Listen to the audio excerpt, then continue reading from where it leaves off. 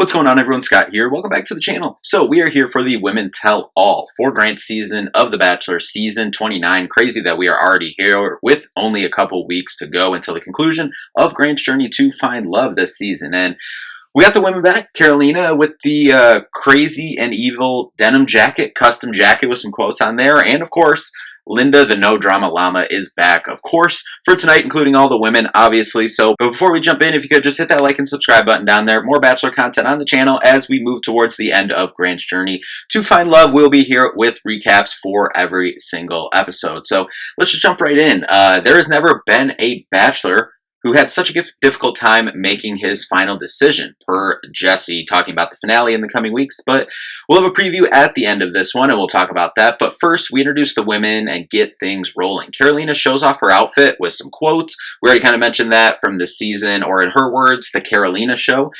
We get a split box with Carolina and Rose back from that drama, the whole dancing and Grant saying he was thinking about Rose when he was dancing with Carolina. That whole drama, I don't know if anything will ever top Barb in a box, though. But we keep it moving, and I guess back at the basketball date when Zoe pulled Grant, apparently it seemed like 15 minutes, but it was really for an hour, over an hour, that they were gone. Serafina says she actually has apologized to Zoe, but about her dress being too short comment, and they're actually good now, and she says that Zoe is very misunderstood, which you can kind of tell that, from the season, and, said that about, a lot of people on this show who, might get painted as the villain or, have some drama during the season. It's like, these people aren't bad people. It's just the situation that they're in, and I never thought Zoe was actually a bad person. Just that's how the show rolls sometimes. So glad to hear that they patched things up there. Carolina said that she didn't know that she was making waves at the time when she started all that drama. But Rose and Carolina, the drama, they start talking about the drama, and Carolina wants to talk about it when Grant is here to really, have his input on it and have him provide some answers as well. And then just everyone talking over each other. Jesse's trying his best to jump in, but Carolina's like, can I just finish? But Jesse's like, no, we got to go to break. Like, we got to pay the bills here. I'm sorry, but Natalie's eye roll was iconic in that, if anyone noticed that as well. I'm sure there'll be a clip out there on Twitter or Instagram, something, but that eye roll from Natalie was incredible while everyone was just talking over each other. But and when Carolina was trying to explain everything. But the Carolina versus Serafina and Dina then conversation really from the latter part of the season, from a couple weeks ago. And Jesse asked about Dina and Carolina and the back and forth that they've had on social media between them. And they actually played the TikToks of the back and forth they had about Dina, and she explained herself like, I was just posting this TikTok like with the sound like promoting next week's episode. And then she's like, I'm going to show everyone our text messages. And that's so it just a lose-lose situation there from that conversation. But Carolina walks off stage during break, doesn't come back immediately after break. We get our Canadian Alex up to the hot seat to have a look back at her journey, of course. Started really hot, got the first impression rose, and had the first date as well. Obviously, her no drama llama she brought in for the first impression, opening night there. And, she's awesome. She's hilarious. Would be an incredible bachelorette. I know they aren't doing one this year, but hope if she wants to, and if they do a season, I don't know. I'm assuming I hope it's there looking at the, behind the scenes of The Bachelorette, especially after the unfortunate of Jen's season. Like, Jen was incredible, but the cast, it wasn't the whole cast, but, we know what happened with that season. So hopefully they're cleaning things up and don't want another, outcome like that at the end. So, but I would love to see Alex as the Bachelorette. If not, would absolutely love to see her on Bachelor in Paradise as well, but hope she gets a shot. We see some of Jen's guys in the audience as well, but it's Serafina's turn to come to the hot seat now, and Serafina would be another really good choice for Bachelorette as well. And if not, again, same thing I'll say with Alex. Hope she gets a shot at Paradise if she wants it. Jesse shows a video from Serafina's mom. We know how Serafina mentioned her concerns about when Grant kind of brought up, like, I feel you kind of holding back, like, when we're, like, kissing and maybe not all the way in. She's like, that's just because my mom's watching. And Jesse actually shows the video of Serafina's mom talking about, like, I did watch it. And, I turned away for a minute, but, says, remember, mom's always watching. That's awesome. Serafina throws out Golden Bachelorette, maybe. But we get a preview for Secret Life of Mormon Wives. And speaking of Jen's guys in the audience, we get Hakeem in a box again, reacting to the Secret Life of Mormon Wives trailer. Dina is up next in the hot seat. Another woman who would be an incredible choice for the Bachelorette. They really some strong candidates for the Bachelorette. I know they're not doing it this year, but if they do choose someone from Grant's season, their next go around, I'll say it for all 4 names I'll mention about either be good for Bachelorette or be good for Bachelor in Paradise. And Dina would be another one of those. But I guess Grant told Dina that it wasn't because he didn't meet her family why she went home after hometowns, even though he did say in one of the confessionals talking that this could be a make or break, kind of thinking about the decision about her family not being there, not meeting her family.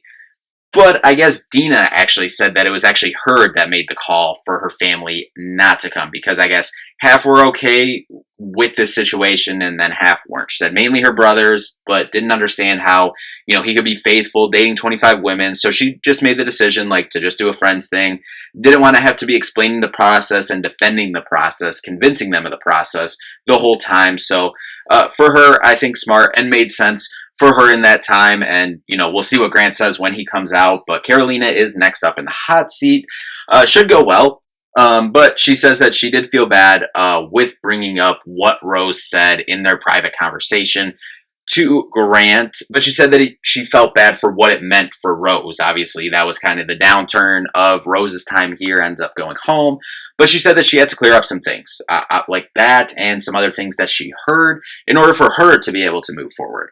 She says that she wants to be held accountable, but Dina calls her out and is like, you don't even know what that means. I thought we learned that definition today. And then coming back from the break, Carolina said, I'm sorry for how Rose feels, basically. And Dina's like, no, accountability isn't I'm sorry for how you feel. It's, I'm sorry for my part in making you feel that way. And Carolina says that Dina was chasing her around the castle. Serafina's like, that did not happen. Dina with the kind of one of the last comments here and is like, I know you love the idea of people chasing you, but people aren't that obsessed with you. But look, I always try to defend everyone on here and give everyone grace, and still will, but sometimes some people just don't do themselves any favors. In all the conversations, it seemed like everyone was going at Carolina, and, she didn't do herself any favors, but, it's a show. They're put in these tough situations. So I don't think Carolina's a bad person. I don't think any of these women are a bad person, but, tough situation, but we keep it moving. And now it's time for Grant to come out and meet all of his exes, as Jesse says. Never awkward. So see how this goes. Natalie is another woman I'd love to see as a Bachelorette, possibility, or on Paradise, get a Paradise opportunity. Called that during the season as well. Would love that. So those are the 4 names I would really like to see for either a Bachelorette opportunity or a Bachelor in Paradise. Natalie, Serafina, Dina, and Alex. But we keep it going. Jesse asks Grant about the relationship with Carolina, explaining this has kind of been the main discussion of the night that everyone's been kind of going back and forth with. And Carolina starts the conversation with, what do you mean when you say you clocked me, talking about what he said to Dina, a couple weeks ago about, when they were having that one-on-one conversation, Dina was opening up about Carolina. It's like, hey, keep an eye out for this. He said just the vibes from that group date, the demeanor, and, kind of just more back and forth. We go into it. I'm sure you watched it. You've seen it. It's just more back and forth, as sometimes these, men tell all, women tell all, that's just how it goes. Just more back and forth. But we move on. Grant's sister is there. Obviously, she was there night 1, we remember, and very complimentary of how Grant has handled this journey, which I agree. I thought Grant, for the most part, has done a really good job so far this season. As he said, he could have handled his words a little bit better at times, but proud to be his sister over. Then Grant and Jesse face off in a game of Chubby Bunny. Jesse comes out as the Chubby Bunny champion. Bring out the magic mirror from Snow White. Find out some truths about this season. Some lighthearted fun. Ask the mirror if he told Rose was thinking about her when dancing with Carolina. Show the clip. He did say that, but it was kind of taken out of context. He admits bad communication. Rose says misinterpretation on her end. And bury everything. Carolina says, I figured it was a misunderstanding as well. Bloopers, roll the bloopers, always the best part of the season, and literally they were incredible. Shocking conclusion to Grant's journey as we see the preview. But first, Bachelor in Paradise is back. Season finale is in 2 weeks for Grant, with the big announcement about Paradise and maybe reveal some new Paradise cast members. Then we get to the preview for the finale. We can see him tell Juliana he's falling in love with her. He says straight up to Latia, I love you. Says he sees a future and an engagement with Zoe. Latia conversation about thinking about him being intimate with others. possibility. Zoe saying, I don't know much about you. Juliana says she's a little broken, but working on it. Heading into the engagement, still torn, and just a lot of I don't knows. His mom is asking him to walk away. I'm assuming she's meaning if he's not sure. Emotional moment with his dad saying, I know you're going to make the right choice, but honestly cannot wait to see the Jesse telling him, I gotta know who to send first in this decision here. But the stay tuned for my demise line is a good clip, but hopefully there is no demise for Grant, and hopefully he gets a happy ending here in the coming 2 weeks. But anyway, that'll do it for this one. We will be back for next week's overnights, fantasy suites, recap. So make sure you subscribe so you don't miss a video the rest of the season here. Other stuff on the channel as well. So that'll do it for this one. Thank you all so much for watching. We'll see you in the next one. Peace out.